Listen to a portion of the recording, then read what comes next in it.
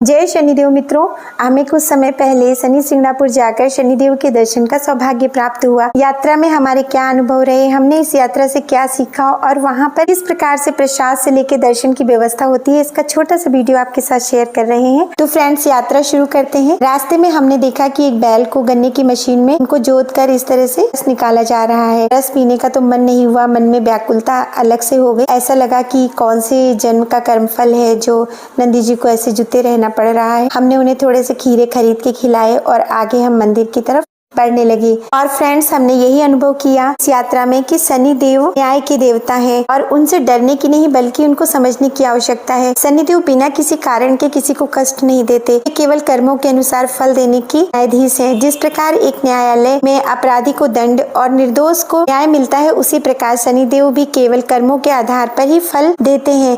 यदि हम सत्य बोलते हैं, मेहनत करते हैं, किसी का हक नहीं मारते, किसी को धोखा नहीं देते, गरीबों जरूरतमंदों की सहायता करते हैं, तो फ्रेंड्स शनिदेव की कृपा हमारे जीवन में अवश्य प्राप्त होगी। शनिदेव की पूजा का मूल आधार भय नहीं बल्कि श्रद्धा, अच्छे कर्म है। और जैसे जैसे हम मंदिर की तरफ बढ़ रहे थे, चारों तरफ बहुत सुंदर मेले जैसा वातावरण दिखाई दे रहा था। प्रसाद की बहुत सारी दुकानें थी। हर दुकानदार श्रद्धा पूर्वक प्रसाद लेने का आग्रह कर रहा था। प्रसाद डलिया में फूल, मदार के पत्ते और साथ ही काला कपड़ा, तेल की छोटी सी शनि यंत्र और कुछ पूजन सामग्री रखी हुई थी। वहाँ कई लोग नियमों को बताते हुए एक दूसरे को डरा भी रहे थे। पीछे मुड़कर मत देखना और किसी की चीज को मत लेना, हाथ पैर यहीं पर धोकर जाना, मुंह को मत पोंछना। इन बातों को सुन के लगा जैसे लोग श्रद्धा से अधिक भय में है, लेकिन हमारे लिए तो एक ही भाव था। जब हम अपने भगवान के दर्शन करने जा रहे हैं तो भय कैसा। मंदिर प्रांगण में प्रवेश करते ही अद्भुत दिव्यता थी। ऐसा लग रहा था मानो संसार के सबसे बड़े न्यायालय में प्रवेश कर रही हूँ। चारों ओर श्रद्धा, भक्ति, आस्था का वातावरण था। राउंड रास्ते से होते हुए निर्धारित स्थान पर पहुंचे, जहाँ पर हमने माला और काला कपड़ा अर्पित किया। जाते समय मंदिर परिसर में वीडियो बनाना मना था। हमने इस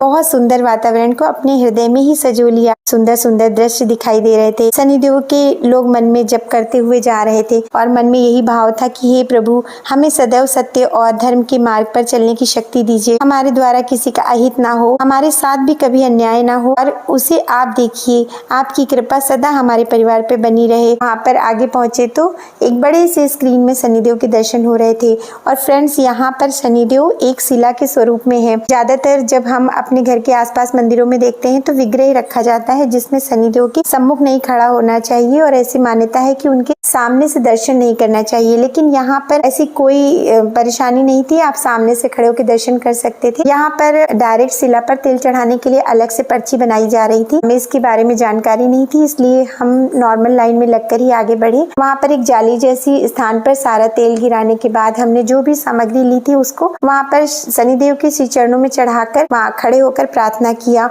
और बाद में उस सामान को उठाकर हम अपने साथ ले आए। देखा, मंदिर के बाहर निकलते ही 9 ग्रहों का बहुत ही सुंदर दिव्य अलौकिक मंदिर था, जहाँ पर सभी ग्रहों की स्थापना हुई थी और लोग वहाँ प्रार्थना कर रहे थे। दर्शन करके प्रणाम करके आगे बढ़े और हमें सबसे महत्वपूर्ण यही लगा कि अपने आचरण को शुद्ध रखें, किसी के साथ अन्याय ना करें, अपने कर्मों पर ध्यान देना, सच्चाई, ईमानदारी और अच्छे कर्मों के साथ जीना। वापसी में मन में एक ही विचार था कि शनिदेव भय नहीं बल्कि न्याय के देवता है। जो व्यक्ति सत्य, ईमानदारी और धर्म के मार्ग पर चलता है, शनि उसके लिए दंड नहीं बल्कि संरक्षण, अनुशासन और न्याय का आश्रय देते हैं।